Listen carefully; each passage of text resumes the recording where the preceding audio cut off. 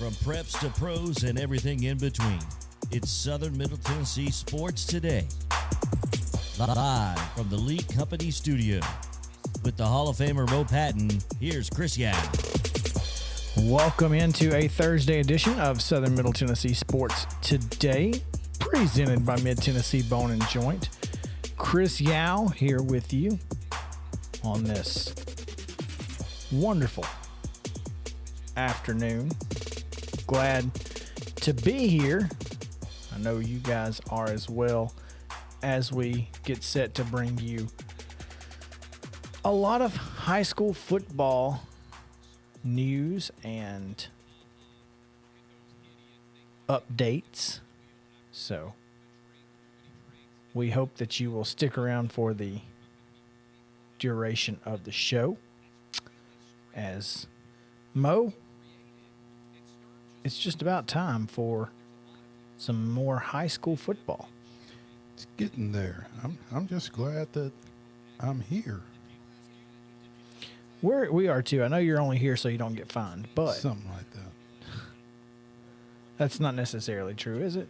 Come I on. might. I don't know. JP Plant is in the house and he's here, so we actually have a show. Also, too, so I don't get fined. But also too, so he doesn't get fined. Yeah. Don't let him fool you.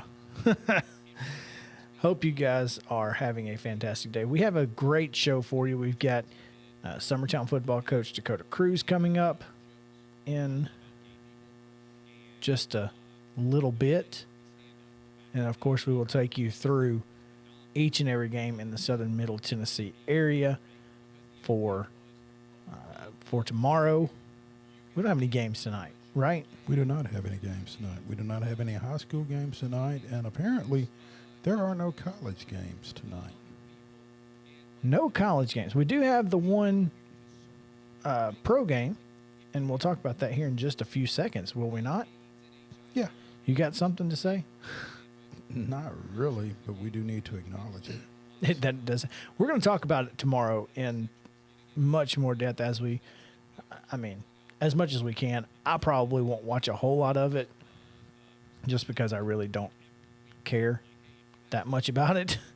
I'm not a huge fan of Either team. Specifically, but obviously the Cowboys, they love to be hated and they like to make you hate them. So there's that. But all right. Again, a lot to get to. Got top stories coming up. But first, JP, can you give us the Thursday rundown? A rundown. The Thursday Rundown is brought to you by Barry B. Coble with Crest Point Wealth Management. Barry B. Coble with Crest Point Wealth Management offers personalized wealth management strategies for clients based on where you are in your financial journey. Go see Barry at Crest Point Wealth Management at 700 North Main Street in Columbia. Securities offered through registered representatives of Cambridge Investment Research Incorporated, a broker-dealer member FINRA SIPC. Advisory services offered through Cambridge Investment Research Advisors Incorporated, a registered investment advisor. Crest Point Wealth Management and Cambridge are not affiliated. In Wednesday volleyball action, Harpeth defeated Santa Fe 3-0. Also, Stewart's Creek defeated Spring Hill 3-0. In volleyball action today at 6 p.m., Culleoka is at Cascade. Summit hosts Independence, and Loretto a doubleheader against Perry County at home. Hampshire will travel to Mount Pleasant and Page at Spring Hill. Both of those two games are at times unknown to us. In girls high school soccer today, Culleoka is at Fayetteville at 5:30 p.m. East Hickman is at Zion Christian at 6:30. At 7, Cornersville is at Richland. Independence is at Summit. Nolensville is at Columbia Central. And Spring Hill is at Page. Do you have college soccer? We do, in fact, have college soccer. Women's college soccer. Motlow State plays Columbia State at Ridley Park at 6 o'clock today. All right. In golf action, Columbia Academy and Lewis County are playing somewhere. Hampshire, Hickman County, Loretto, they kicked off at 3:30 there in Centerville. Summertown is at Lawrenceburg at the The golf The and golf country, and country club, club. where the they golf have and a pool, but no tennis courts. No tennis courts. And then in cross country action, Hampshire and Summertown are at Henry Horton. That's going to do it for your Thursday rundown on Southern Middle Tennessee Sports today.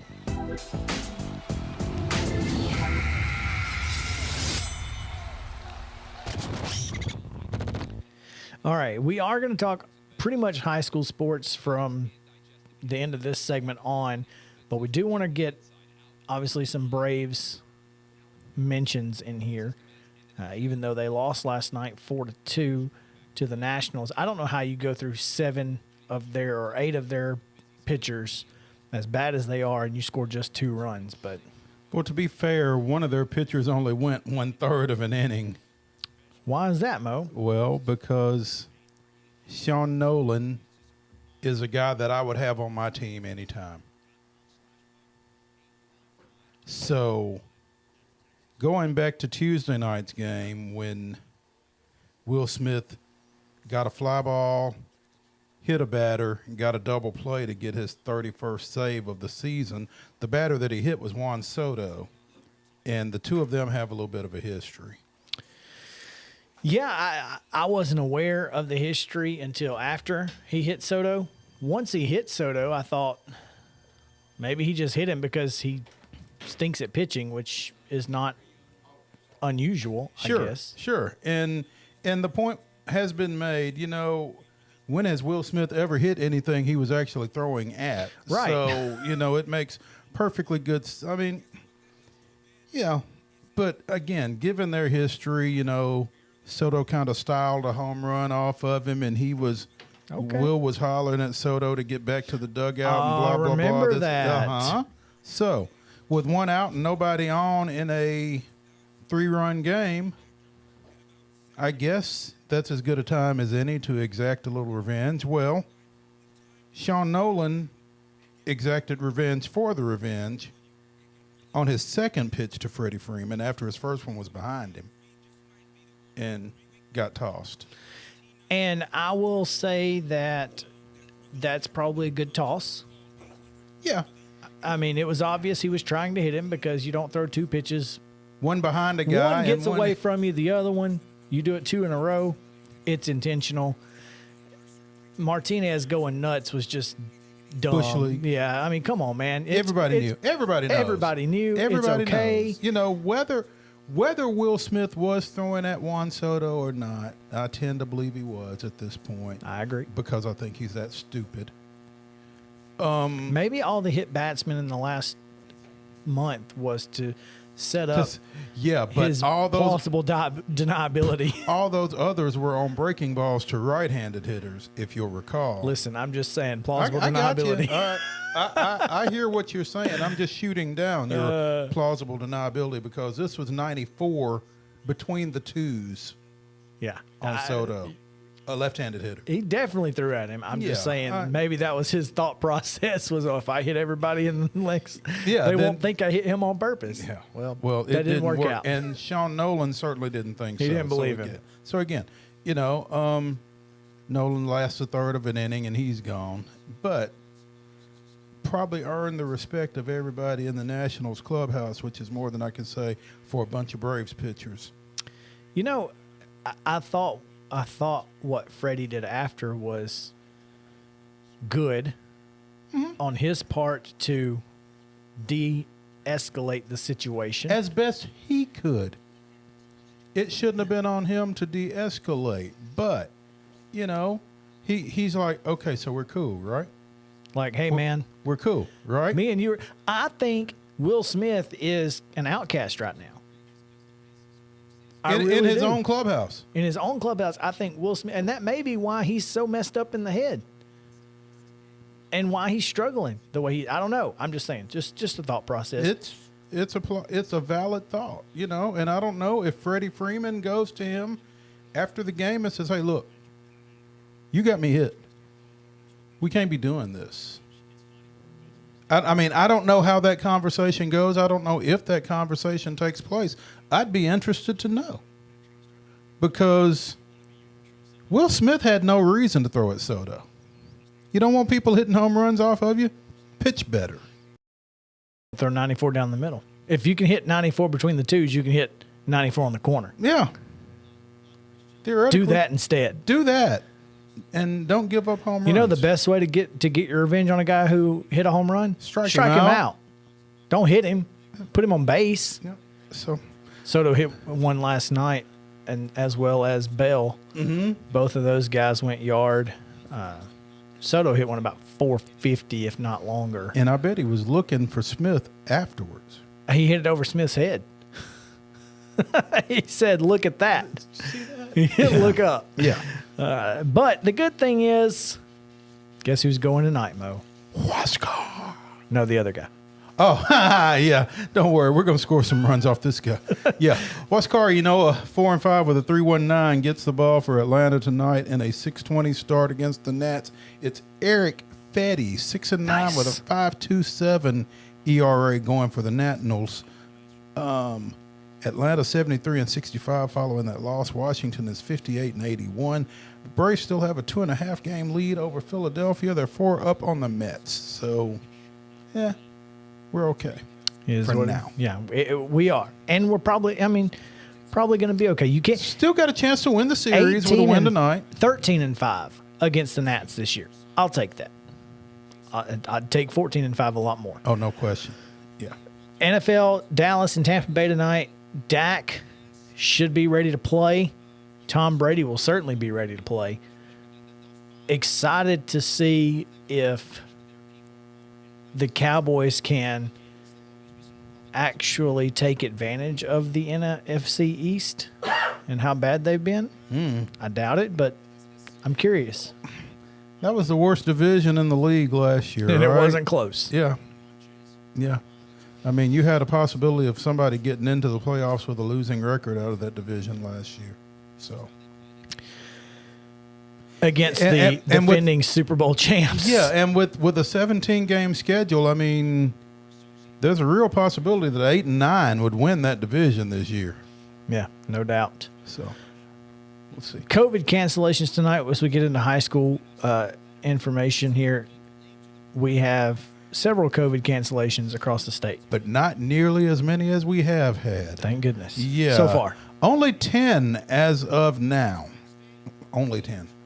But what was it, 35 last week and 30 the week before? Correct. So, and most of them seem to be over in the eastern portion of the state. You've got Greenback and Knoxville Webb was just announced this morning. That's the latest. You've also got South Pittsburgh and Murphy, North Carolina, Grundy County and Bledsoe County, Stellar Prep out of California and McCallie, Clinton and Cherokee, Scott and Austin East, Oneida and Oliver Springs. And then over on the west side of the state, you've got Bolton, Wooddale, and Germantown Hillcrest to go with Maplewood and Overton and Metro. And finally, we need to hand out some hardware. Our MTBJ Player of the Week, you can catch him in the Main Street Murray publication. Q Martin, no surprise there.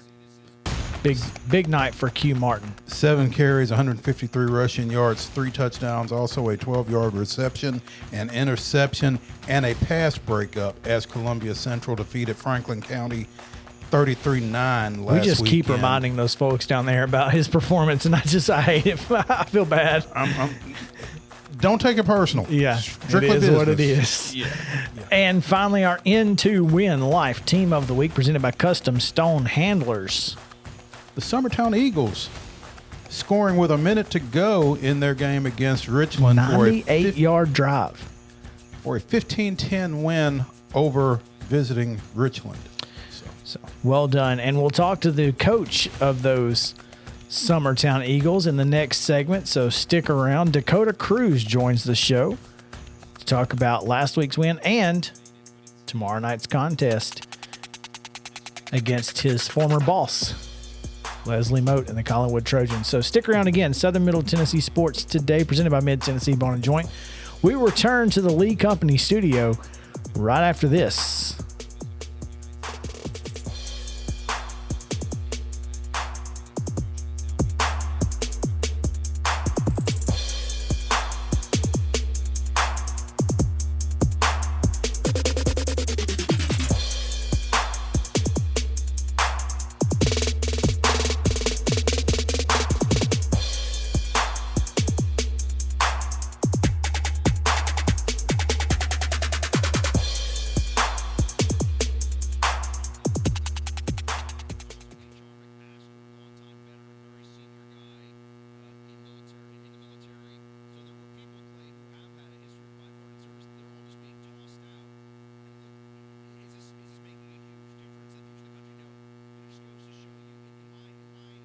Mid-Tennessee Bone and Joint treats your orthopedic injuries and existing conditions. Our trained physicians will get you back in the game faster.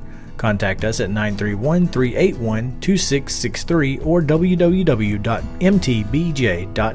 Fast Stop Markets is a full-service, family-owned convenience store chain located in 14 locations throughout Middle and West Tennessee. For those in our listening area, you can find them in Columbia, Centerville, Lawrenceburg, Spring Hill, Dixon, and White Bluff. Fast Stop partners with wholesale fuel brands like Shell, Marathon, and Exxon, delivering a consistent customer experience that is fast, friendly, and clean. If it's not already, it will soon become your go-to store to shop in town or on the road. Fast Stop Markets is proud to be keeping you moving in Tennessee. Keep your home as comfortable as possible. If you have any issues with your air conditioner, electrical, or plumbing systems, call Lee Company. Our techs use visual findings and other technology tools to add transparency and clarity. You see what we see, whether we're in a crawl space or on the roof. We're here 24/7, so if you need us, call us. Lee Company. Call 931-548-4448 today or schedule your appointment at leecompany.com. That's leecompany.com. Hey folks, while we take a quick break from the show, I want to tell you about our friends over at Custom Stone Handlers in downtown Columbia. Ned Rich and his team at Custom Stone Handlers believe in leadership. And outside of the military, our greatest leader building platform is sports. Custom Stone Handlers proudly encourages young people to get in the game. You can contact them today at 931-490-4990 or visit CustomStonehandlers.com.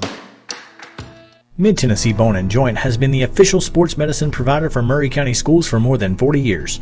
We specialize in orthopedic injuries, and our Ortho Quick walk-in service lets you bypass the ER. Visit us online at www.mtbj.net.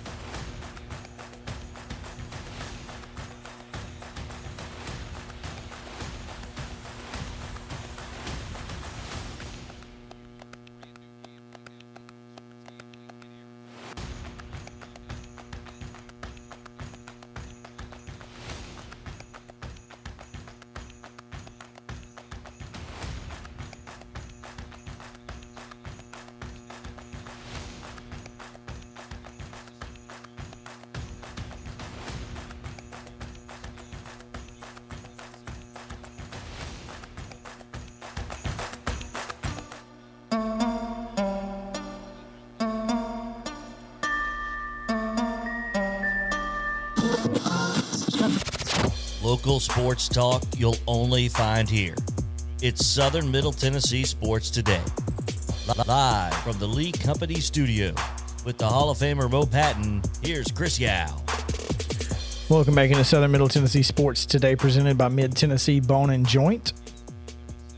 Chris Yao, Mo Patton, JP Plant with you here on this Thursday afternoon, getting you ready for high school football in Southern Middle Tennessee, as coming off of his first career win, we are joined by Summertown football coach Dakota Cruz, who is celebrating homecoming this week against the Collinwood Trojans. And get this, Mo, they're moving the home sideline to the press box side.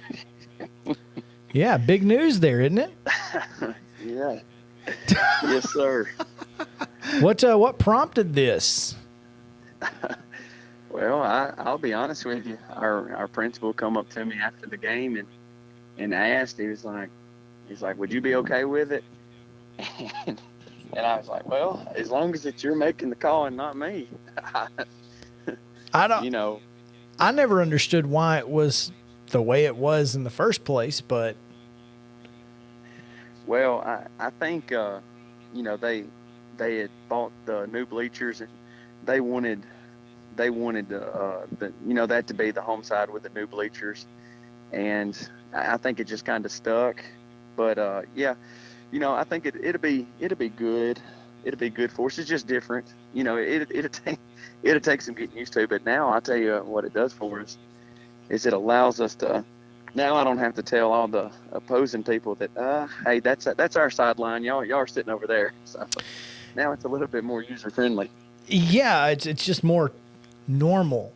I mean, typically if you're the visiting team, you go away from the press box. And you guys had the chains on your side in the past. You won't have that now. Oh, I know. So you won't have to deal with them being in your way if you I know. if you need to get them out of the way. That's what we said, because the chains were always, it was, you get to you go on the road and that's something that you deal with is the chains, and we get home and then that's something you deal with at home, and now it's going to be I'm not going to know what to do, man. I'm going to have so much room standing there, not have to tell them, our kids running towards the sideline, Colton Schaefer running to our side, hey, drop it. So it all works out. Aside from switching sides, Coach, homecoming this week, and as Chris mentioned, Collinwood coming in and the former coach. I mean, I know that there's just distractions these days with all of the pandemic situations and everything. What all are y'all having to work around this week? I mean, I know it's tough keeping the kids focused during homecoming, but you guys have a lot going on, I would guess. Well, with us, we're being this is our second year under Mr. Henson, our principal, and last year they couldn't do a whole lot with homecoming. So Mr. Henson is actually, this week we've done a lot of school activities. So it has been a lot of distractions, but I think our guys have done great. And, we still deal with, we have to practice off campus at the football field. So, just the logistics and moving things around. But I tell you, our kids have done a great job of staying focused and, doing what's asked of them. I mean, they have fun when it's time to have fun and during our activities, because, we want to be a part of all of that, us being a small community. So our kids have done a great job of having fun when it's time to have fun, and then coming to work when it's time to work. And you can't ask for anything else as a coach. I mean, that's all you can ask for. So we're speaking to Dakota Cruz on Coach's Corner, brought to you by From the Heart Cafe. That was my hand motion. I was like, it's a heart. Yeah. From the Heart Cafe out in Chapel Hill, where they have the best desserts in all of the area. If you are looking for dessert, there's no better place. They have great burgers as well. Everything that we've ever had over there has been delicious, but specifically the desserts. I would love some blueberry cobbler about right now. That was so good. But Dakota Cruz here on Coach's Corner again, out in Chapel Hill from the Heart Cafe. Go see Renee and the folks. They are fantastic. Dakota, this is your second year at Summertown, your first year as head coach. Last year you served as defensive coordinator for Leslie Moat. Now you'll be coaching against him. You know, what is the emotion for you? What's it going to be like for your kids looking across the field, you know, for your seniors looking across at a guy that was their coach for their entire high school career?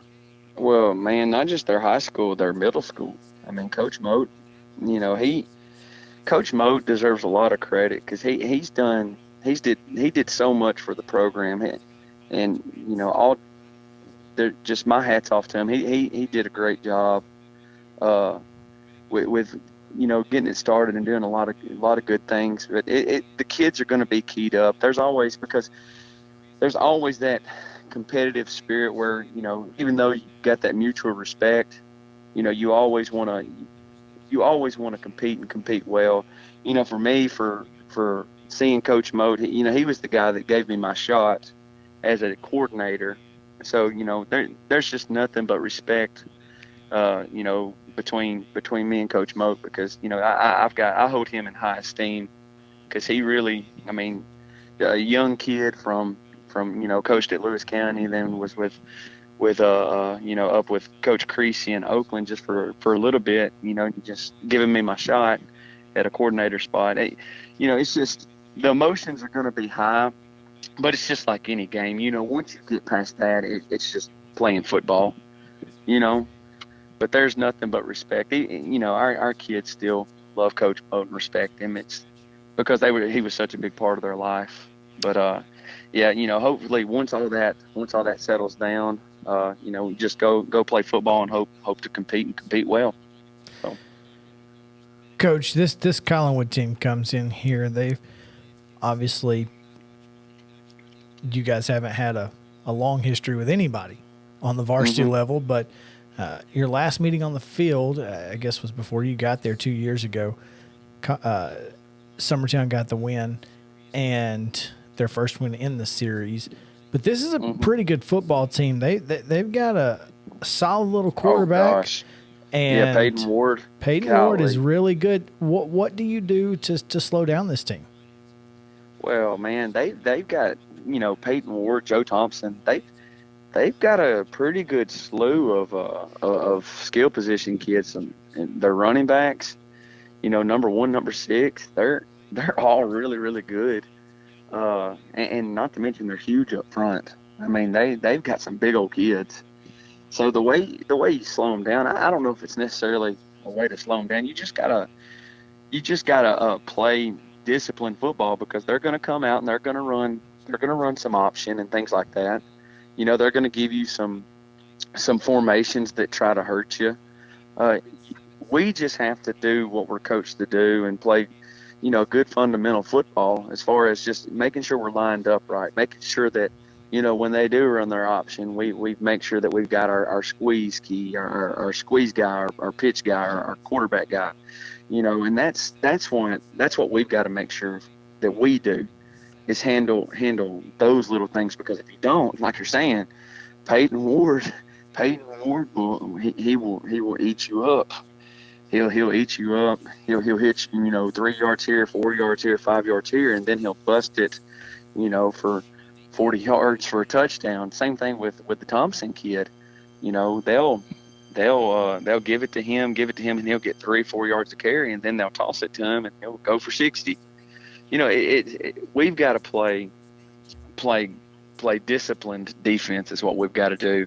And I feel like, you know, so far against you know, Lawrenceburg and even against Richland, I felt like we've played discipline. Now we got to do a better job of getting off the field on third downs, but you know, that's the key. That's the key to us. If we can be disciplined and do what we're coached to do and make tackles, then, you know, we should be, you know, at least put ourselves in a position to be successful.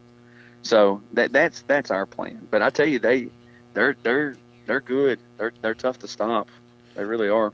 You talk about getting off the field on third down, Coach, and that puts the ball back in the hands of your offense. You came up with almost 300 offensive yards last week in that 15-10 win over Richland.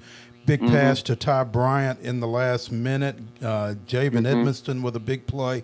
And do you feel a little bit better about your offense right now than you did coming out of that, 16-12 loss to Lawrence County? Yeah.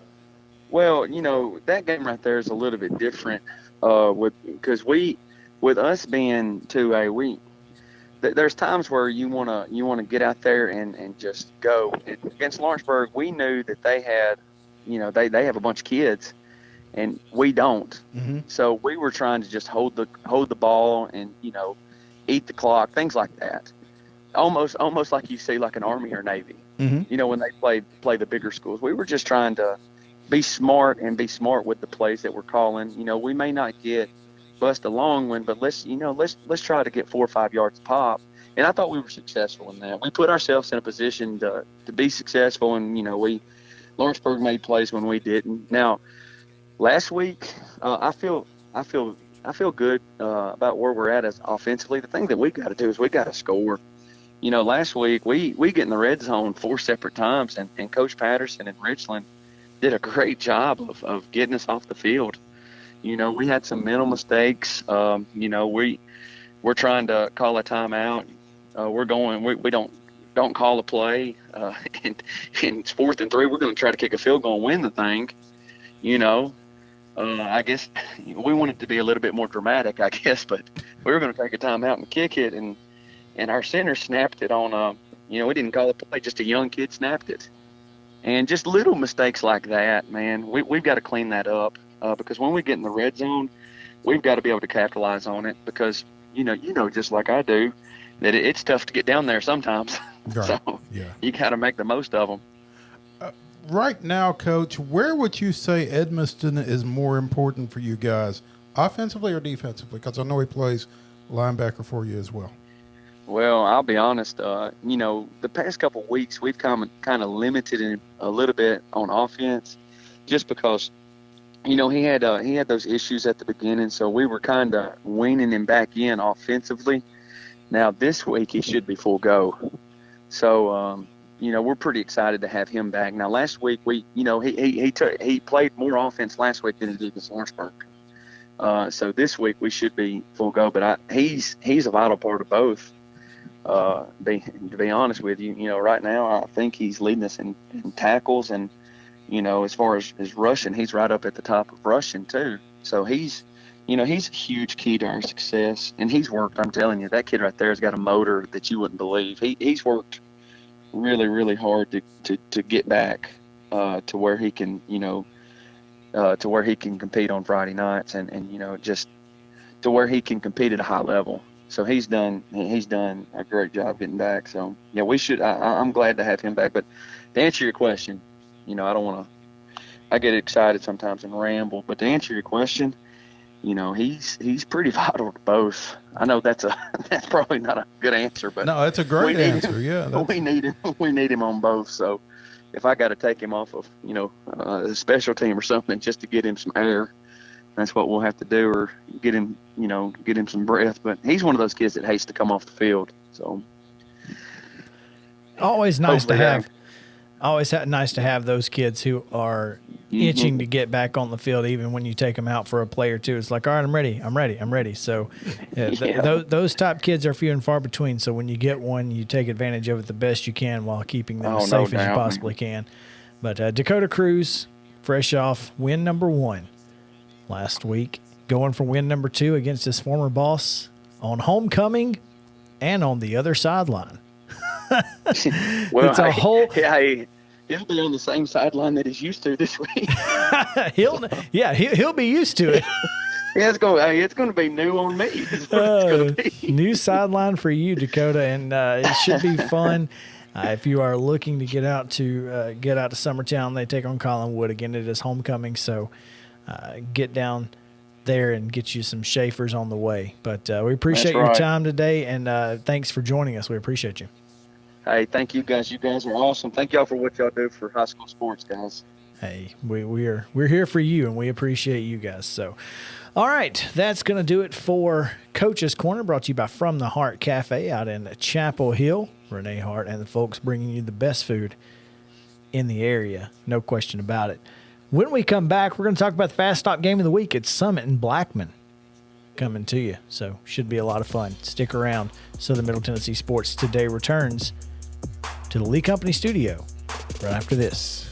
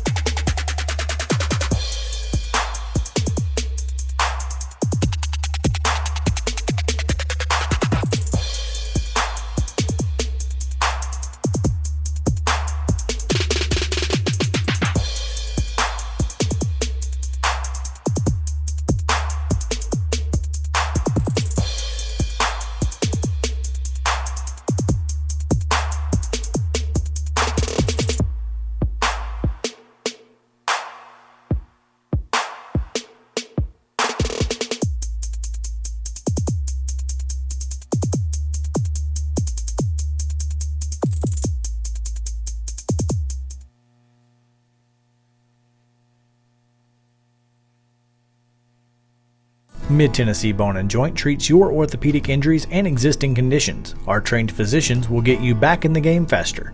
Contact us at 931-381-2663 or www.mtbj.net. Fast Stop Markets is a full-service, family-owned convenience store chain located in 14 locations throughout Middle and West Tennessee. For those in our listening area, you can find them in Columbia, Centerville, Lawrenceburg, Spring Hill, Dixon, and White Bluff. Fast Stop partners with wholesale fuel brands like Shell, Marathon, and Exxon, delivering a consistent customer experience that is fast, friendly, and clean. If it's not already, it will soon become your go-to store to shop in town or on the road. Fast Stop Markets is proud to be keeping you moving in Tennessee.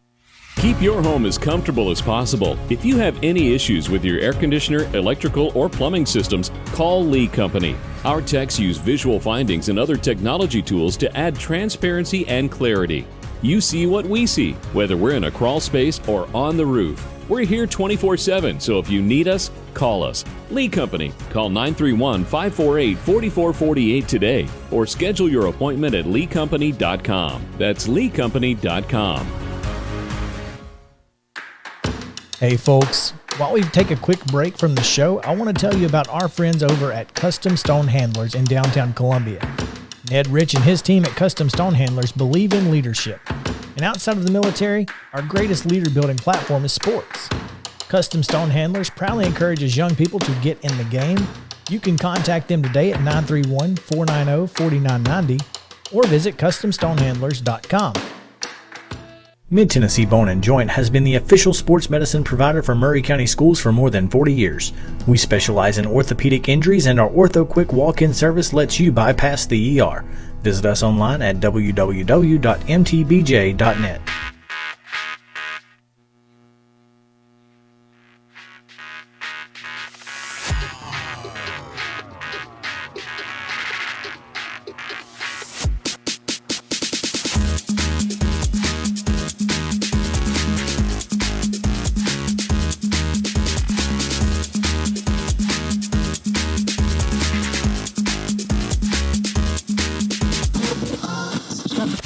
Covering the teams you care about. It's Southern Middle Tennessee Sports Today. Once again, live from the Lee Company studio with the Hall of Famer Mo Patton. Here's Chris Yao.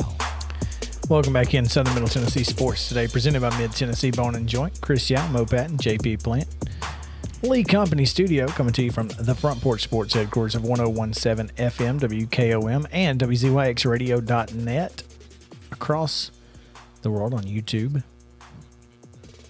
and more, Facebook, etc. Mo, I'm scrolling through Twitter and I see you know those signs that say, you know, these are kids, this is a game, coaches are volunteers, etc. So they've got one over at Williamson County Soccer Complex. 1, these are kids. 2, this is a game. 3, the coaches are volunteers. 4, the referees are human. And 5, it's not the World Cup final.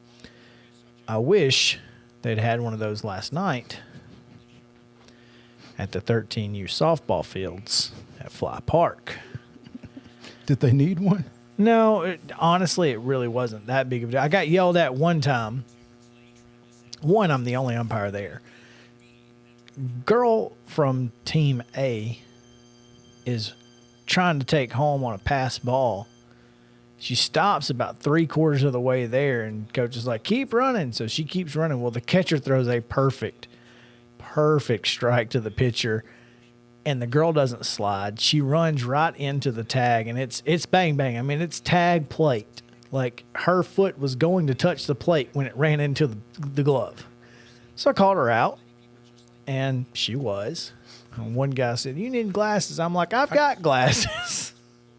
I thought it was funny. Wow. But, I mean, you know, I was like, hey, she's got to slide. Play the plate. It's automatic. You don't slide, you're out. So, especially in youth league softball. Learn to Especially slide. in fall ball. Yeah. So, anyway. Come on. It was fine. The worst thing that happened to me is that I can't walk today because my legs are so sore from squatting so much. It was brutal. Got to work behind the mound or behind the circle in your case. Probably in the next, that's probably what's going to happen. There was a play at second base. It's hard to see from, and you can't hustle because there were runners on first and third. So I had to be close to home plate in case there was a play at home. And then the girl from first went past second and then went back. They threw it to second base and got her out, I think. Maybe, but you're behind the plate But or wherever. I'm in the middle of the third base line looking that way. Halfway across the field. Yeah, so who knows? See, I hope you explain before the game. It's like, coaches, ain't but one of me. And the bases, they don't spray paint those things. They just blend in. You just got to go by where the girl's foot stops and whether she got tagged before her foot stopped. Well, see, I called 2 9 and 10-year-old fall ball games, baseball, not this past Saturday, but the Saturday before. And I told the coaches before the game, it's like, look, calling balls and strikes from behind the mound, but, you know, just bear with me. There's only one of me. Neck to knees, chalk to chalk. Yep. Get up there hacking. Yep. If it's close, it's a strike. It's fall ball, so we're not. We ain't walking out here. Nobody walks but the But the postman. mailman, that's it. Yep. Oh, man. We'll Let's be back at it. We'll be back at it Saturday morning, 9 and 11. I'll be there to heckle. Come on. I don't have glasses, but I do have contacts. Well, we'll get you some glasses so they won't yell at you. Yeah. It's time to talk about our Fast Stop Markets game of the week. As we look, again, we did this with Independence. They were the game of the week twice in a row. Summit just happens to be playing the best opponent. So Summit and Blackman. Blackman coming in here. I guess they're better than they were, or they've just got a new coach and he's unique. There's that. And so Blackman brings a new perspective to Summit this week. It will not be something that they're used to. It's interesting. Blackman opened the season with a 38-35 win over the same Brentwood team that Summit just beat 27-14 last week. So, you know, if you're into comparing scores, then feel free. Both Blackman and Summit have COVID victories in week 2. Blackman over Gallatin, Summit over Spring Hill. But Blackman lost big last week in their region opener against Riverdale, 49-18. So, But also it's Riverdale. it is Riverdale. That's kind of a crosstown, cross 96 rivalry there, both on the west side of Murfreesboro. So, you know, I'm not quite sure what to make of this matchup just because, like I said, you know, Blackman lost close to Brentwood, and Summit forced a bunch of turnovers against Brentwood. Blackman turned it over a bunch against Riverdale. So, it's an intriguing matchup from that standpoint. Jack Risner is the junior quarterback for Blackman. I think he threw 3 picks Friday night. And while we've not talked a whole lot about Summit's defense, If they you're can talking about cause some 3 problems. picks, Yeah. I mean, Brady Pierce had 3 on his own last week. So there you go. Well, Jack Risner is the quarterback, but apparently Peyton Thomas has played a bit. He only attempted 18 passes so far this year, but he's completed 14 of them. 1 interception, 1 touchdown. So It's pretty solid. there's that. But I think, and they're both juniors, so I guess you're just kind of playing the hot hand, and that may be what Chandler Tygard is doing. Chandler Tygard comes in from Alabama, where he likes to onside kick, and tries to make his defense make a play. Where was he down there? At Stevenson? North Jackson, North Jackson? yeah, at Stevenson. North Jackson High School in Stevenson? this town of Stevenson. Okay. All right. How long was he there? Not very, because he's not very old. I think he was there for, well, if you'll give me just a second, I'll tell you. Like literally. Take all the time you'd like. I've got it right here. He was at North Jackson for 19 and 20, where he went 8 and 13. Okay. And gave up a total of 666 points. And they were like, you got to go. 666. Yeah, you got to Ooh, go. That's not good. So, yeah. But, I think, again, he's unique. And that's something you have to prepare for if you're Brian Coleman, is how do you score not too quick as to hurt your defense and put them in a bad position. So it's kind of a weird situation that he puts you in. Yeah. My thing is, I'm not sure that when you've got the players that Brian Coleman has, I'm not sure how much time you spend worrying about what they're doing. But that's what I'm saying is you have to not put your defense in a bad position by either turning 3 and out, going 3 and out is not good, but scoring on 1 or 2 or 3 plays can also be tough on your defense, because eventually they can wear down. So it's like there's got to be a balance in there somewhere where you put together some 8, 10, 12 play drives just to give them a breather. Yeah. So I mean, I don't know that you slow things down. You may slow things down, but I mean, you're not trying not to score. Right. No, I agree. Yeah. So, I mean, at least if they're tired, they've got a cushion to work with. So, there's Ideally, that. Yeah. unless they're also giving up points too. So it's going to be interesting. I don't think there's any question that the best 2 athletes on the field will be wearing navy blue.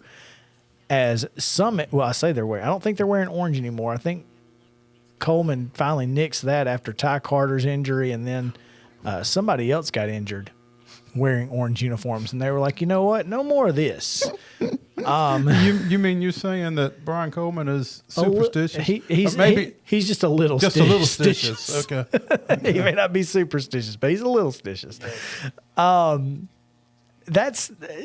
They'll start a 5-game homestand, Mo. That they will play at home for the first time this week, and they will play at home 5 times, and then they won't play again until maybe week 12.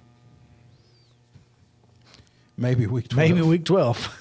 I mean, we'll see how that goes the rest of the year. But my guess is after last week, it's probably going to be week 12. Yeah, it's quite the odd schedule. I've never seen it. I've never seen a team have a 5-game homestand in a football season. That's is out there. I tell you what, that next road trip will be really odd. Yeah, it will get you out of a routine.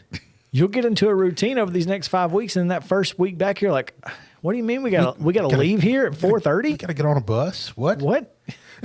And then you hope you don't run into that situation like they did in the playoffs where they were on the bus for 2 hours. Forever. Yeah. In traffic. That's never the good. road has been good to them again. 2 on-field victories and 1 due to COVID. So, right, and this is a team that, again, reigning 5A state champion, 2 best football players on the football field most of the time when they step on it. That may change once they play Ravenwood. There's at least an argument could be made otherwise. But I really feel like this Summit team they're dialed in, and I can't imagine that this is a team that doesn't go out chasing perfection against themselves, not against their opponent. Right. And I think that's kind of where they have gotten to at this point. Kind of, you don't want to put them on that level of an Alabama, but at the same time, I think that's the mentality. Yeah. We're not playing against the other team. We're playing against perfection, like you said. So, we'll see how that works Friday night. I'll be interested to see how it comes out, and if you want to hear that game, you can do so right here on these airwaves, 101.7 FM with Mike Epley and Matt Rogers. So they are back? They were last week. Okay. So good to hear Mike is well, and glad to hear him on the airwaves on Friday nights. Again, Matt Rogers. Also, Matt's got a big weekend. He does have a big weekend. Yeah, it should be interesting for him. Friday night at Summit, Sunday afternoon at Nissan Stadium, where he will be making his regular season debut as the public address announcer. Now, I wonder if he'll be working next Thursday's Waverly White House game at Nissan Stadium. That's a good question. We should ask him that. Or if Waverly's PA guy would get to do that. There you go. That would be cool. That would be cool. So, perks of being the Waverly PA guy, I guess, potentially. I'd say he deserves some perks right about now. No doubt.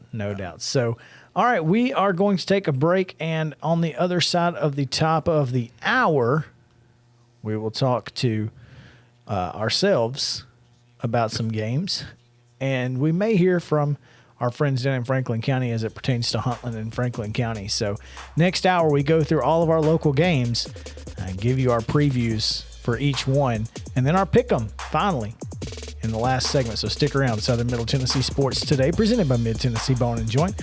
We will return high school football all second hour right after this.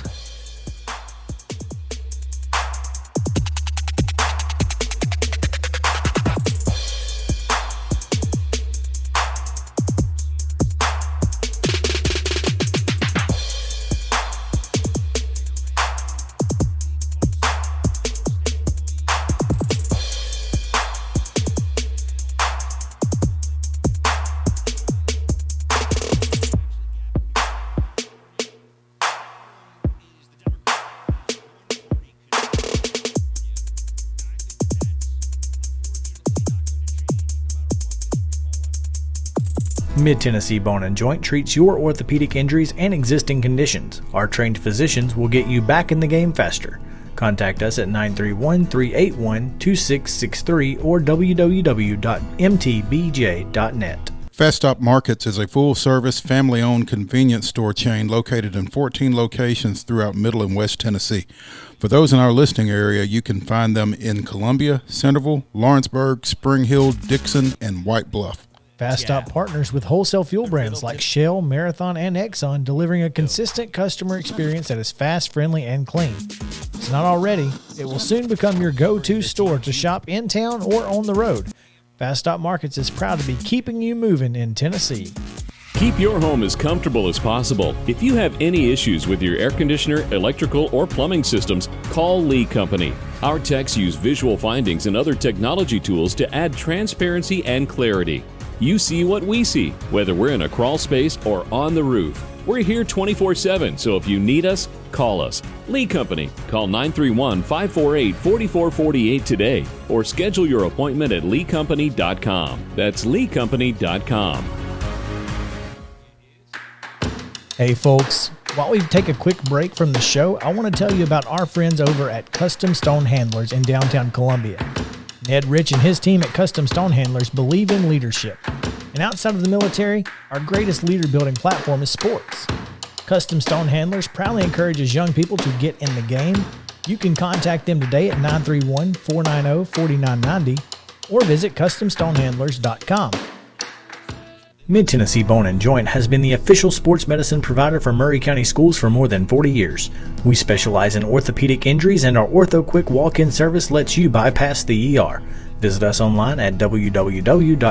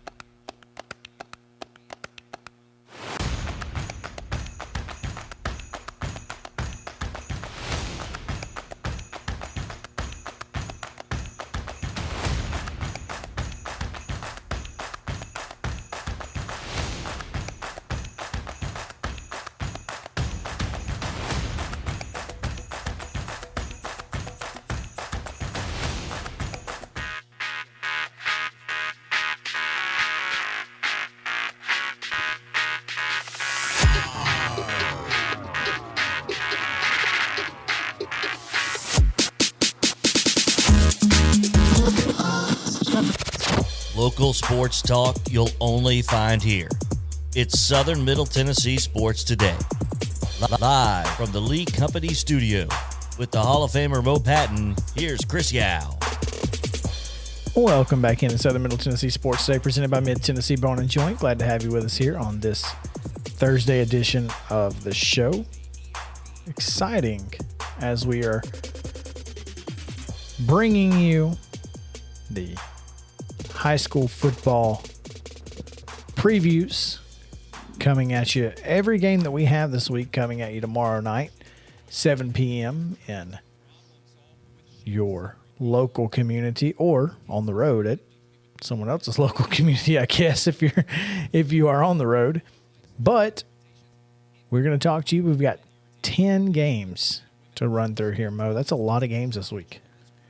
Yeah, and you know it's nice on one hand to see so many of our local teams on the field. It makes things a little challenging for us, but there's only two and a half of us. Mm-hmm. It's not easy. Yeah, so but that's okay. We'll take that. Much rather than be on the field than not. So, but you can find a lot of coverage on MainStreetPreps.com, MainStreetMurray.com. All of those options are available to you. We will get you the best coverage that we possibly can of every game. And on this show, which we will talk about on Reaction Monday. So don't forget that.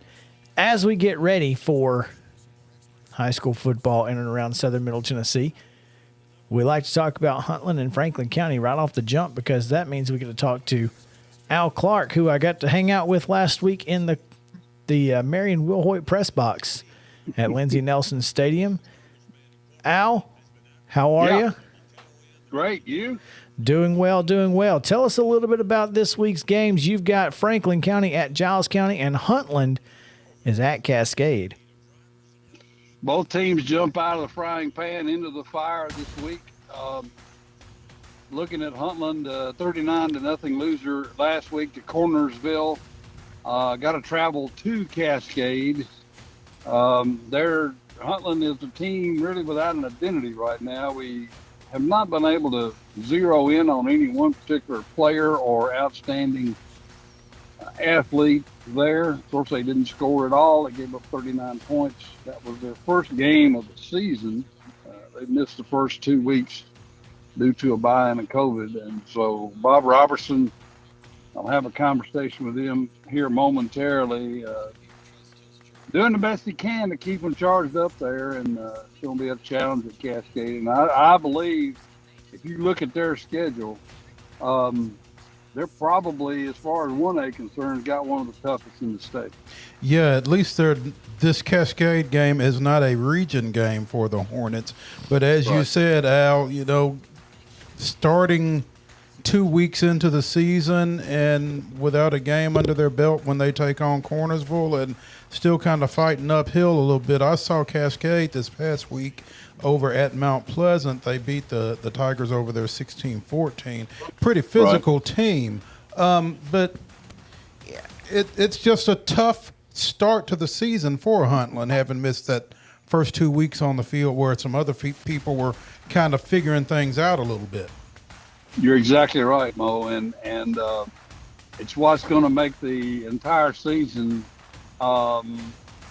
one to be concerned about for the Hornets, because they just really have some tough teams to line up against. That region schedule is something else. And those last 3 games, you know, Eagleville, Fayetteville, Moore County, I mean, it doesn't get any rougher than that.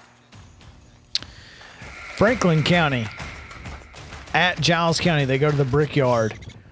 Always a tough trip when you're talking about the Bobcats, and Franklin County coming off that loss last week to Columbia Central, looking to get back on track here.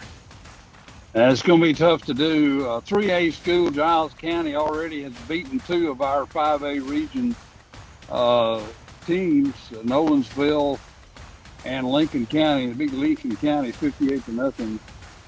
They also have a third win from a COVID situation, I think, over Grundy County. So they're rolling. It's going to be at their place. They stack them up in an I formation and hand off to the tailback, and the big fullback blocks ahead of him, and they just pound it away, as I understand it in my scouting report. Pretty good quarterback, excellent running back, some good receivers. They have suffered quite a few penalties each game. I understand the last contest they had, there was a little bit of a brawl there. And Franklin County does not want to get involved in that. So they've been there, done that, huh? Been there, done that. You're right. Had an interview with Coach Cunningham and a couple of players this morning. They're still enthusiastic. They've had a good week of practice, and they're looking for the best that they can do against the Bobcats. I really think, from my few years of experience, the second half of the season is going to be a much better one for the Rebels than this first half. Because next week we got to go against Page. It'll be a home game, but for Page, it's not lost yet. So. That's right. All right, Al Clark talking about Huntland and Franklin County as Huntland goes to Cascade, Franklin County at Giles County. Al, thanks so much for your time. Appreciate it, guys. Take care. All right, Columbia Central is at Green Hill, Mo, and this is a game that it's kind of hard to judge because Green Hill, obviously, winners over Wilson Central last week, but we don't really know how good any of those teams are over there. Yeah, it's really tough to get a feel for this Green Hill team. That program in its second year. That's a school over in Wilson County that just opened up. I think they took some kids from Mount Juliet and from Wilson Central, and like you said, they just beat Wilson Central this past weekend. But I'll tell you, I like what I've seen out of Columbia Central. Go back even to the loss to Marshall County to open the season, and how they've grown from that. I just think they've got a lot of weapons, and they're all dangerous offensively, and defensively, they should get a boost this week with the return of Antoine Moore as well as Jay Frierson in the secondary. So, right, Columbia's going to have a tough time trying to figure this team out. But once they do, and again, from what we understand, Christian Biggers and Caden McCoy are going to split time at that fullback position, and when you got a 1-2 punch like that, it's hard to defend no matter who you are. So I'll be interested to see it. And, of course, you got to watch out for Q Martin and Jordan Davis coming from those wingback positions. At any time, they could get it and take it to the house or run a route. Jace Hoth. And this passing attack has been very effective in the few times that they do throw it in the last couple of weeks. So you got to prepare for everything when you're preparing for this Columbia Central offense. I'll be interested to see how it works out for the Lions. Moving on, Lawrence County hosting Greenbrier, and again, a situation where it's kind of hard to put your finger on. Yeah, Lawrence County kind of struggled out of the gate in Region 5-4A play with their 39-12 loss to Montgomery Central last week, and only 168 offensive yards out of Alex Carr, but he is what makes the Wildcats go on offense, and that's a lot of pressure, but it just kind of comes with the territory with a dual threat quarterback who has the capabilities that he has, and he's got to be productive for Lawrence County to have a chance. Greenbrier lost to Springfield in their opener, but they picked up a win this past week. Big victory, 53-0 over Glencliff in region play. So clearly they got some confidence going as they come into Lawrenceburg this weekend. I am really excited to see how the Wildcats bounce back and how they handle that adversity of the loss last week.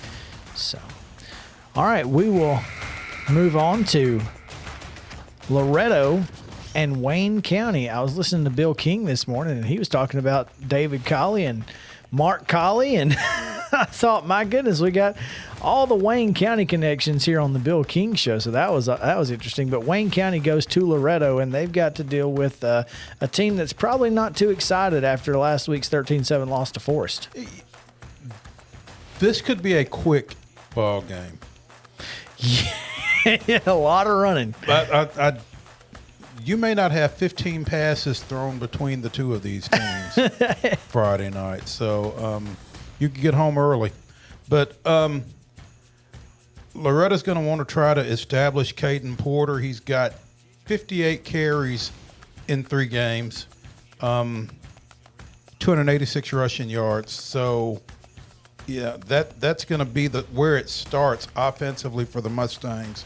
Meanwhile, Wayne County, with their running back Julian Burchett and their quarterback Austin Whitson, between the two of them, they've got 300-plus rushing yards. And Whitson's also thrown for he threw for 141 and ran for 101 in the opener against Hickman County, the first Wayne County quarterback to hit 100 yards plus in both categories in a game in 5+ years. So, he's a dangerous dude.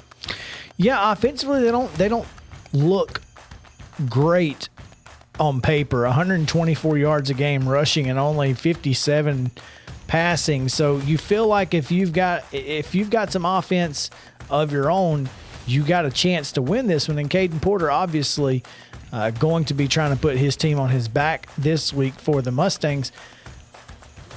But again, these are two teams that like to chew the clock. So you're not going to get a whole lot of yards no matter what. And again, looking back at that game at Forest last week in Region 5 2A play, 13-7 Forest final. I mean, Loretto's not giving up a lot of points, but they're not scoring a lot of points either. Well, they did 2 weeks ago, but and that's the thing. Which team are you going to get? Which Loretto team do you get? Do you get the one that's going to score a bunch of points like they did against Lawrence County, or do you get? And is that a function of who they were playing, or is that them? We don't know. Again, it's still early in the season. I know it's week 4, but it's still early. Absolutely. So there you have it. Those are the first 5. We'll get to the next 5 in the next segment. We got Hickman County, Richland, Collinwood, Summertown, Lewis County, Spring Hill, Indy is at Pope Prep, and Columbia Academy at Franklin Road Academy. We'll get to all of those in the next segment, and then we will give you our picks in segment 6. Picks in 6. Let's go. I didn't do that on purpose, JP, but you didn't even give me the do-do-do. What the crap? Hey, there we go. So, there you go. Mo, I'm excited. I will be at Columbia Academy at Franklin Road Academy. You are going to travel to where are you going? That place. Where are you going? I'm going to Blackman at Summit. I almost said Summertown. I was like, you're not going to Summertown. No, I'm not. You are going to Blackman Summit. So that's going to be fun. You get. Why don't you ask Matt Rogers where he's going to be next Thursday? You'll get a chance to talk to the crew there, and Justin Lamb, of course. So I am excited about this week because it is going to be a full week of football. And again, full coverage on MainStreetPreps.com. Everybody's playing except Mount Pleasant. Everybody except Mount Pleasant. Once again, if you're planning to see Mount Pleasant play this week, do not travel to Whitwell. You will be sorely disappointed. Sorely. Because it's not. I don't even think disappointed will be the right description if you get to Whitwell, Tennessee. And there's no football game? Yeah. Yeah, there's nothing else there either. More high school football previews coming your way on the other side of the break. So stick around. Southern Middle Tennessee Sports Today returns right after this.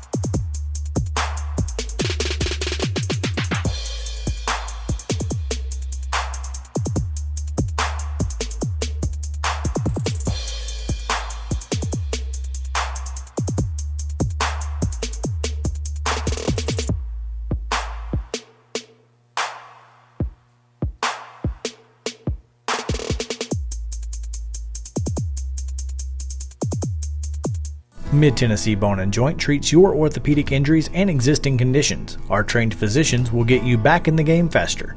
Contact us at 931-381-2663 or www.mtbj.net. Fast Stop Markets is a full-service, family-owned convenience store chain located in 14 locations throughout Middle and West Tennessee. For those in our listening area, you can find them in Columbia, Centerville, Lawrenceburg, Spring Hill, Dixon, and White Bluff. Fast Stop partners with wholesale fuel brands like Shell, Marathon, and Exxon, delivering a consistent customer experience that is fast, friendly, and clean. If it's not already, it will soon become your go-to store to shop in town or on the road. Fast Stop Markets is proud to be keeping you moving in Tennessee. Keep your home as comfortable as possible. If you have any issues with your air conditioner, electrical, or plumbing systems, call Lee Company. Our techs use visual findings and other technology tools to add transparency and clarity. You see what we see, whether we're in a crawl space or on the roof. We're here 24/7, so if you need us, call us. Lee Company. Call 931-548-4448 today or schedule your appointment at leecompany.com. That's leecompany.com. Hey folks, while we take a quick break from the show, I want to tell you about our friends over at Custom Stone Handlers in downtown Columbia. Ned Rich and his team at Custom Stone Handlers believe in leadership. And outside of the military, our greatest leader building platform is sports. Custom Stone Handlers proudly encourages young people to get in the game. You can contact them today at 931-490-4990 or visit CustomStonehandlers.com. Mid-Tennessee Bone and Joint has been the official sports medicine provider for Murray County Schools for more than 40 years. We specialize in orthopedic injuries, and our Ortho Quick walk-in service lets you bypass the ER. Visit us online at www.mtbj.net.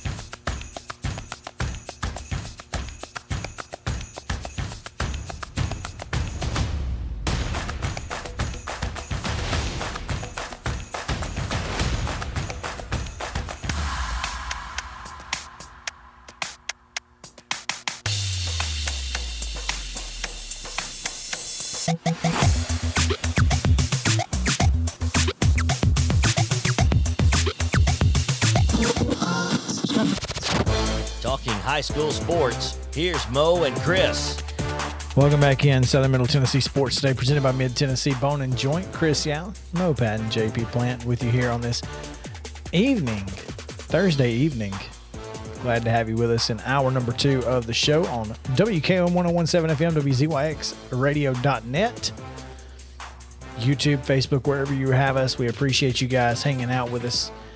As always, we have a lot to get to in this segment because we have 5 more games to talk about, and we will do that. We'll also get to our picks in the next segment, where we will pick all 11 local games to Southern Middle Tennessee sports coverage area.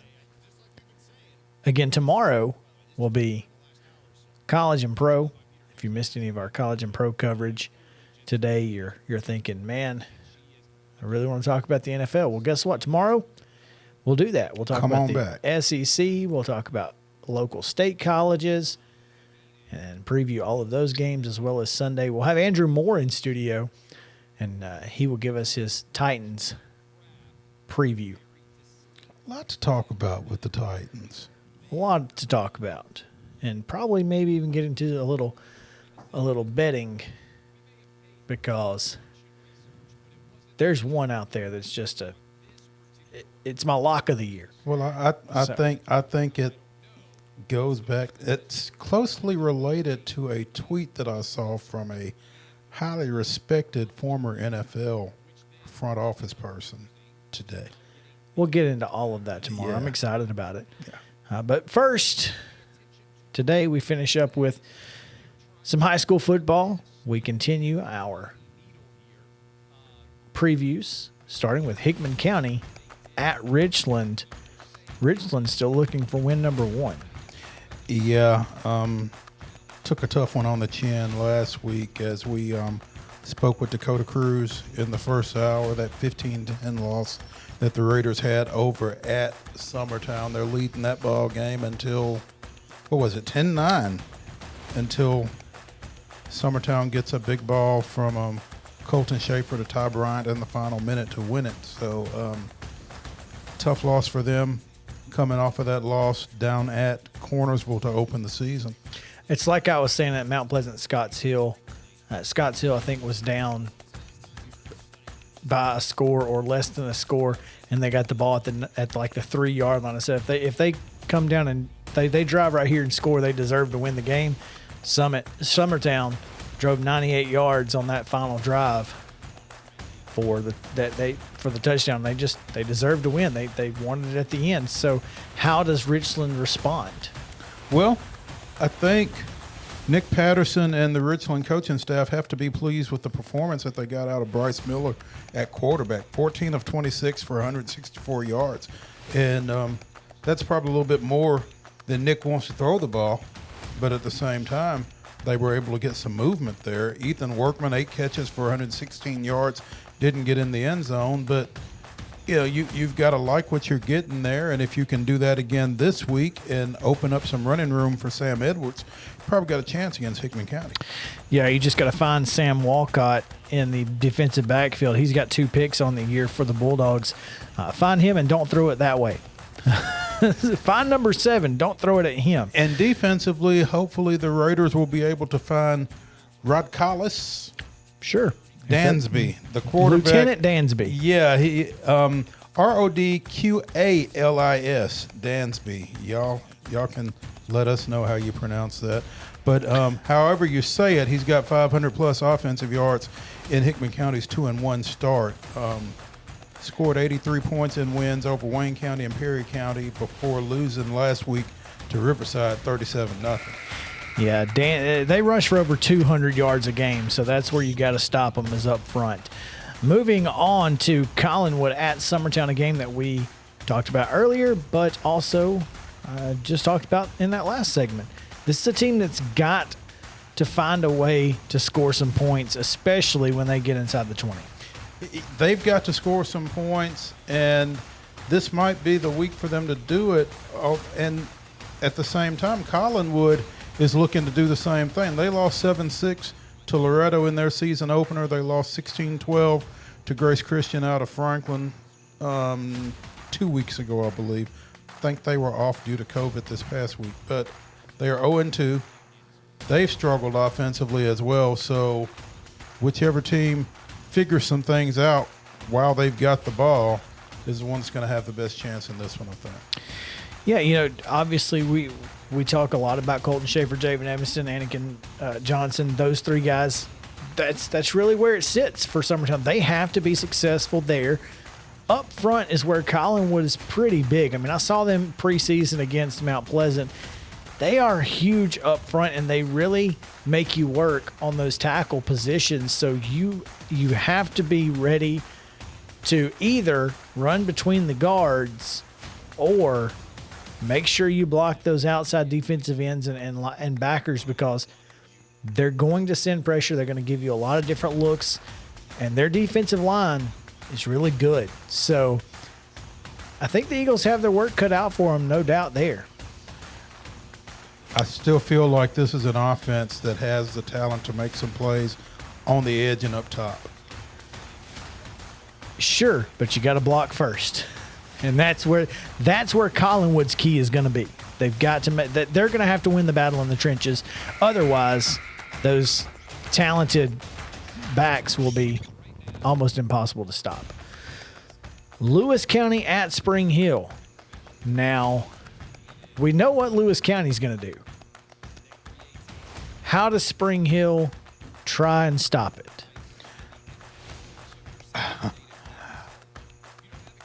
Can they stop it? Ben Martin would welcome that input, I think. Because, like you said, Lewis County's going to come at you with that wing tee, and they're going to grind it out. And I think your best chance is going to be to try to keep the ball away from them. So if Spring Hill can get a run game going with Mac Ritchie and Caden Martin, and maybe shorten the game up a little bit, keep Lewis County's offense off the field, I feel like that's probably got to be their best shot. Although, Connor Swan has thrown for 252 yards in 2 games and 4 touchdowns. Now, they lost both those games, but they've been somewhat productive in the passing game with Swan. Well, and that's the thing is, it unfortunately elongates the game when you throw it too often because, like Bear Bryant said, when you throw it, 3 things can happen and 2 of them ain't good. Yeah. So it's just a matter of being successful and complete passes that are high percentage. Get your guys some confidence, march down the field, get a few first downs because, as my coach used to say, first downs equal touchdowns. Keep getting first downs, eventually you're going to run out of room. So first downs equal touchdowns, and that's the key for Spring Hill. I'll be interested to see that defense, though, and how they respond to this old school wing tee offense. JP, we've beat the buzzer this time. I can't believe it. It never happens. Independence, in their 3rd try against a high-level private school this season, traveling to Pope Prep, and going to be another tough task for the Eagles. Yeah, another matchup of 2 pretty good quarterbacks. Kenny Minchie for Pope Prep has thrown for 447 yards and 11 touchdowns. The Knights have defeated Hillsborough, Pure Youth Alliance, and last week in the Bishop's Cup, Father Ryan. So they can throw it and catch it. Joe Cummings comes off a pretty solid performance in the win over Centennial. 249 passing yards, 3 touchdowns, and the receivers, River Katina and Jack Rummel, have been a pretty solid 1-2 punch for the Eagles. Yeah, perhaps last week was a chance for this Independence offense to kind of get some confidence, get their bearings about them, understand a little bit more about what each other is going to do receiver and quarterback wise. If Independence can get to that point, I think they're very difficult to beat. Now, Pope Prep has beaten some really good football teams, and I think it's another tough task. I mean, Scott Blade is not afraid to play the best teams that he possibly can. And honestly, there are a few teams better than the 3 he's played so far this season. So I'm excited to see how this one comes out. I think he will have his guys prepared just as he does each and every week. I'm really excited to see what Brady Jenkins does on defense, coming off that big performance last week as well. So you got to find him if you're Pope Prep. I'm still waiting for Trey Hartwell to have a breakout game. Aren't we all? It's a Scott Blade offense, Mo. I don't know what you want. It's Columbia Academy, Franklin Road Academy. Somebody's got to win. Theoretically. Because CA comes in here 0-2, having lost to Davidson Academy and Jackson Christian. Franklin Road Academy comes in 0-3, having lost to Davidson and Nashville Christian. And one other one, because they're 0-3. And somebody else that was pretty good too. Yeah. Yeah. So it wasn't. I mean, that's Thanks, JP. No, but that's the thing is we were talking about, is Franklin Rhodes 0-3 any different or better than CA's 0-2? And I'm not sure they are because, again, this is a game that we don't know a lot about either team because they've lost every game they played, but all three of those games were against solid opponents. Yeah. Franklin Road Academy's got a junior running back, Jeffrey Silverdale. Silverdale for Franklin Road Academy. On the road, so they had to go to Chattanooga, so that's the whole thing. Jeffrey Virtue's averaging 6.4 yards a carry for FRA, so he's kind of where it starts offensively for the Panthers. Yeah, Columbia Academy has to find a way to get into a position where they are comfortable with their offense, but also with their defense. I mean, when you've got your quarterback, he's been training, he's been playing tight end all summer. He's also been playing defense, and you want him to be the quarterback of your defense. Well, it's hard to have the quarterback of your defense also be the quarterback of your offense because if he's playing tight end, you can bring him out. If he's playing quarterback, you don't really have time to talk to him and make adjustments other than during timeouts and halftime. So they've got to find some way to solidify themselves on defense because defense is where they're going to make the biggest difference in this game. So I think Columbia Academy's defense has to be the key here. Offensively, you got to hope Collins Malone can be that guy.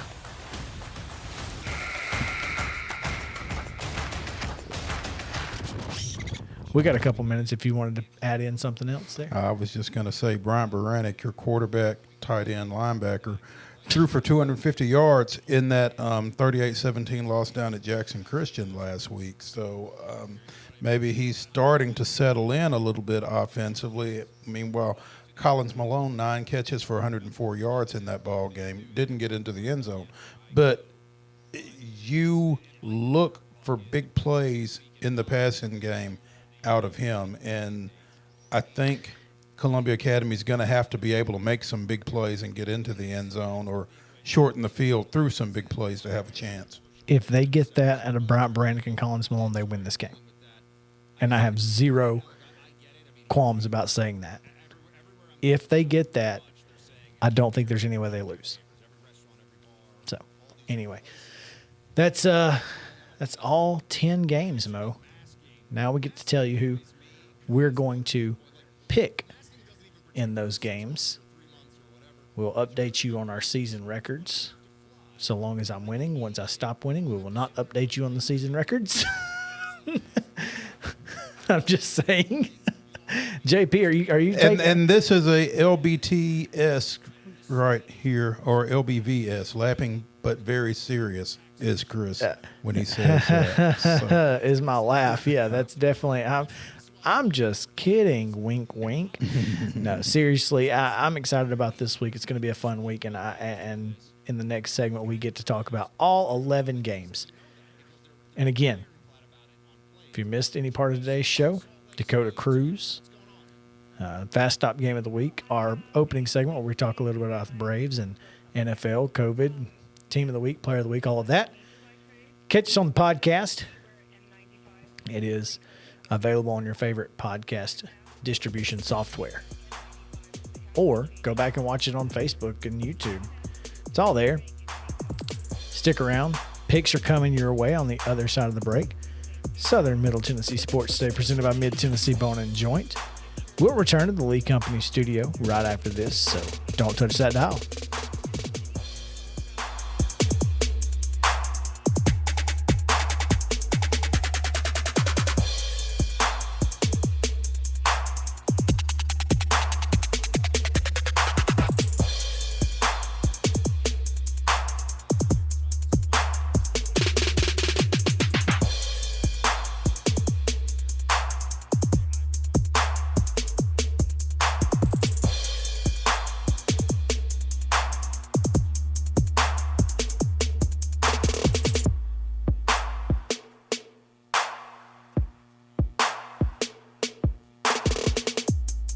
Mid-Tennessee Bone and Joint treats your orthopedic injuries and existing conditions. Our trained physicians will get you back in the game faster. Contact us at 931-381-2663 or www.mtbj.net. Fast Stop Markets is a full-service, family-owned convenience store chain located in 14 locations throughout Middle and West Tennessee. For those in our listening area, you can find them in Columbia, Centerville, Lawrenceburg, Spring Hill, Dixon, and White Bluff. Fast Stop partners with wholesale fuel brands like Shell, Marathon, and Exxon, delivering a consistent customer experience that is fast, friendly, and clean. If it's not already, it will soon become your go-to store to shop in town or on the road. Fast Stop Markets is proud to be keeping you moving in Tennessee. Keep your home as comfortable as possible. If you have any issues with your air conditioner, electrical, or plumbing systems, call Lee Company. Our techs use visual findings and other technology tools to add transparency and clarity. You see what we see, whether we're in a crawl space or on the roof. We're here 24/7, so if you need us, call us. Lee Company. Call 931-548-4448 today or schedule your appointment at leecompany.com. That's leecompany.com. Hey folks, while we take a quick break from the show, I want to tell you about our friends over at Custom Stone Handlers in downtown Columbia. Ned Rich and his team at Custom Stone Handlers believe in leadership. And outside of the military, our greatest leader building platform is sports. Custom Stone Handlers proudly encourages young people to get in the game. You can contact them today at 931-490-4990 or visit CustomStonehandlers.com. Mid-Tennessee Bone & Joint has been the official sports medicine provider for Maury County Schools for more than 40 years. We specialize in orthopedic injuries, and our Ortho Quick walk-in service lets you bypass the ER. Visit us online at www.mtbj.net.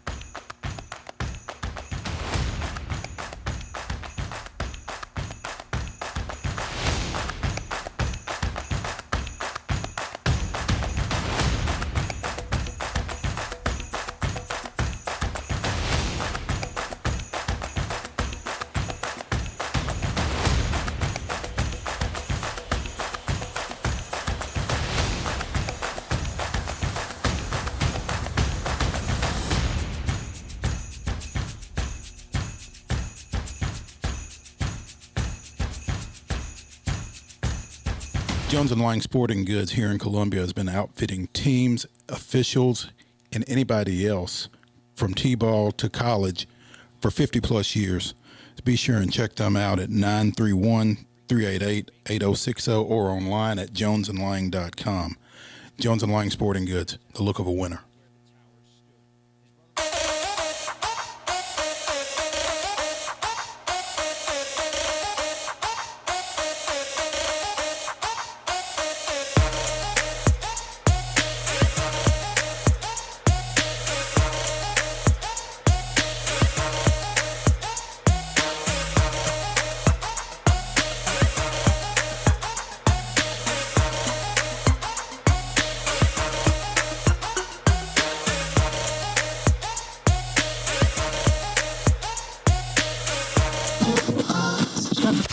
Covering the teams you care about. It's Southern Middle Tennessee Sports Today.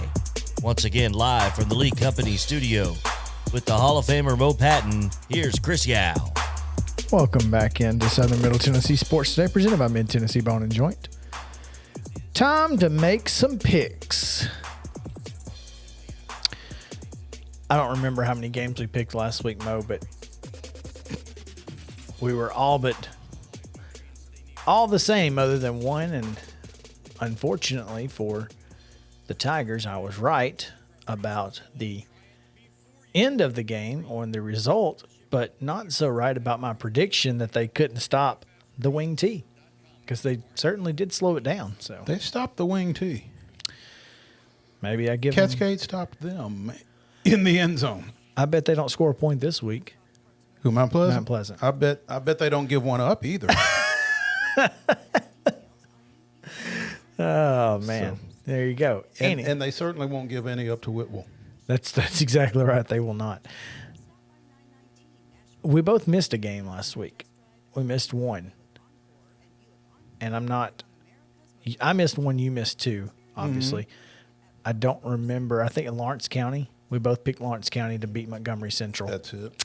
And so currently on the year, my record 19-5, Mo 17-7, but he is within striking distance, no question. We're just in week 4. We've got plenty of football left, Mo. Plenty of football left. So let's get into it. We'll give you our picks. We will start from the bottom of this list, the list that we just went down. We'll go back up. Columbia Academy at Franklin Road. I'm going to go against you. That's fine. You can do that. Columbia Academy gets win number 1 on the year on the road at Franklin Road Academy because Bryant Baranek and Collins Malone hook up just enough times to get the win. All right. That's fine. And I have no problem with your pick.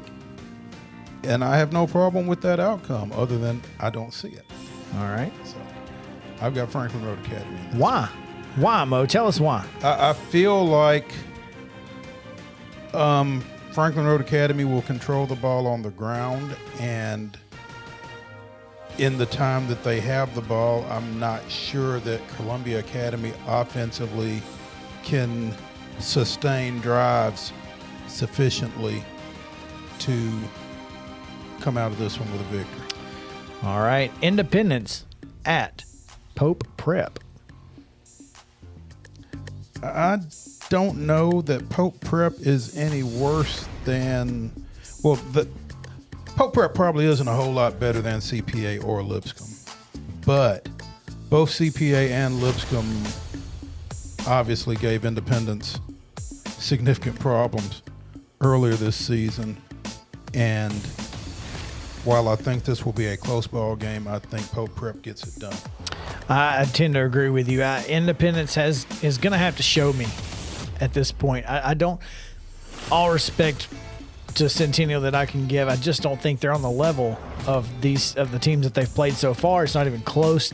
And Pope Prep has certainly shown that they can get the win in a big game, and this is a big game. So I'm going with Pope Prep as well. Lewis County at Spring Hill. I just think Lewis County is too established, and, you know, to steal a phrase from Al Clark talking about Huntland earlier this hour, I'm not sure what Spring Hill's identity is really on either side of the ball. Agreed. I mean, this is a game that, you know, Lewis County is going to come in expecting to win, and a team that can run the football gives Spring Hill trouble, and Lewis County can run the football. No doubt. So, Panthers get the win. Moving on to Collinwood at Summertown. I like Summertown in this ball game. I think they're going to take some momentum out of last week's final seconds victory. I think that is more reflective of who they are and what they're capable of than, you know, that Lawrence County game against a 4A foe. So I like the Eagles in this one. I like the Eagles in this one too. I think it's going to be super close. I think, obviously, whatever homecoming issues they're having to deal with can go either way, but I think motivation will be there. I also think they're just a little. They got a few more Jimmies and Joes. Do the Eagles. So I've got Summertown. Hickman County at Richland. The Dogs and the Raiders. You know, you just mentioned Jimmy's and Joe's, and I think Hickman County may have a few more, specifically at quarterback, the Dansby kid, whatever his name is. He just kind of strikes me as a guy who can make plays, and I'm not sure that Richland has that dynamic playmaker at the quarterback spot, which puts a little bit more pressure on everybody else around him on offense. And I just think that's going to be the difference for Hickman County in this one. I agree with you. When you have a dynamic player that can do it both throwing and running at that level, I really feel like Richland is going to struggle staying home and that sort of thing on defense. And I got to go with Bulldogs. Wayne County at Loretto. I'll go first here. Go ahead. Not that it matters. I'll let you. You've picked these games already, but in case you want to steal the picks from Mo, you can pick up the paper. They're all in there. I think Loretto gets back on track this week. The Mustangs offense will find its footing. Caden Porter is going to score a couple times. Again, Loretto held their own over at Forest last week. They battled against a 4A team with a 4A roster in Lawrence County. And, I think that this is closer. They're closer to their weight class in this ball game, and I think that kind of makes a difference here. I like Loretto close. Greenbrier at Lawrence County. Can Alex Carr get it done? I'm more concerned about Lawrence County defensively than Alex Carr and the Lawrence County offense. And I think Greenbrier is probably going to make more plays on the offensive side of the ball than the Wildcats can defend. I'm going to go with the Wildcats, JP. So you're taking the Wildcats over the Bobcats. I am. I think Lawrence County at home gets the win. It's going to be a shootout. I got a feeling. And Alex Carr is going to be, much like that Loretto game, he'll be the difference late. Okay. Columbia Central at Green Hill. I just think Columbia Central comes at you from too many different positions offensively, and I think that defense is opportunistic and will probably come up with a turnover or two that can make the difference in this ball game. I like Columbia Central on the road. Yeah, Clayton Harris is going to love us for this one, but yeah, or hate us for not giving them any bulletin board there you go. material. Yeah, but no rat poison here. But Columbia Central, just too dynamic on offense. They have too many weapons, and when in doubt, give it to 6. Yeah. So let him make a play. Columbia Central gets the win over the Hawks on the road. Franklin County at the Brickyard. Che McElroy is the running back that Al Clark was referencing when he was talking about Giles County, and he's a game changer for the Bobcats, and I don't know that Franklin County really has an answer for him. I like Giles County at the Brickyard. I think the last thing you said there, Giles County at the Brickyard. It's a tough place to play. It's a tough place to win if you're not Giles County, and Franklin County's not Giles County. So therefore, I got the Bobcats. Yeah. Huntland at Cascade. Did Cascade make you a believer last week, Mo? They did in this ball game, yes. Yes. I'm going to go with the champions as well. The presumptuous champions.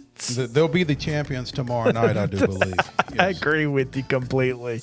And that's just, a lot of it's just because Huntland's still figuring stuff out, and they sure didn't get any help last week. No, they probably got more questions than they've got answers after that loss to Cornersville. Yeah, so. That's no doubt. The Fast Stop game of the week, here's the one that you all want to know. I'm going to get, here it is. You ready? Mm-hmm. Here's my prediction. All right. The blue and orange team will win. Yeah. I know. Going out on a limb there. There you go. Syracuse or Auburn? Which one? It's the blue and orange team. Yeah. in the helmet battle, Syracuse. it's a tough one. Yeah. I think both helmets are really awesome In their but- own way. In their own way, but I still think Summits are better. Just personal opinion. I think Summit's helmets are better, and I think the The kids team wearing them are better. is Yeah. better. Yeah, I like the Spartans here. Oh man, I do too, and I think it's a lot of it is just because they've proven that they deserve. If it's a coin flip, and I don't know that this is a coin flip, but even if it is a coin flip, I think they deserve the benefit of the doubt, and they're going to have to prove me wrong. And they very well may at some point this season prove me wrong, but right now I think it's a ways off. I'm rolling with the Spartans. Yeah, and again, they've got Destin Wade, and you don't. You don't. There's the bottom line, because Stone Cold said so. We'll talk about it all at the show. There you have it, Mo. You got a chance to tie it up this week. Franklin Road and Greenbrier, The swing games. your swing games this week. So a chance to get back to even on the season. It's a marathon, not a sprint. It's a marathon, not a sprint. You're right. That's going to do it for today's edition of Southern Middle Tennessee Sports Today, presented by Mid-Tennessee Bone and Joint. Join us tomorrow at 6 o'clock. You will hear our pregame show on WKOM, WZYX. Pregame show beginning at 6 prior to your high school football matchups coming to you on your local radio station. Stick around on WKOM tonight for Murphy's Matchups coming at you at 6 o'clock, and on WZYX, Will Davis, Sports Mix Live. All of that is going to come at you right after this show, so stick around on your local radio stations. Come back tomorrow at 4 o'clock where we give you college and pro previews. Talk a little bit about that Bucks-Cowboys game as well. So all of that tomorrow. Looking forward to it. Mo, where can they find high school football coverage on the internet during the games tomorrow? On the internet during the games? During the games. On Twitter, you can follow updates at @MoPatton_sports. You can also follow them at ChrisYao14, at SM_sports, at Main Street Preps, at Main Street Murray, at TriStar FNL. Hey, here's the thing. Do like I do. Get your earbuds during the game. Put your phone in your pocket. Pull up. The radio boss will get you a link. The link is available. Listen to JP during the ball game. He'll give you updates from across the state, covering you from Bristol to Memphis. Always a lot of fun listening to him, George Plaster, and Murphy Fair during those Friday night games. We appreciate you guys hanging out with us today. For Mo Patton and JP Plant, I'm Chris Yao saying have a great day and stay cool, Columbia.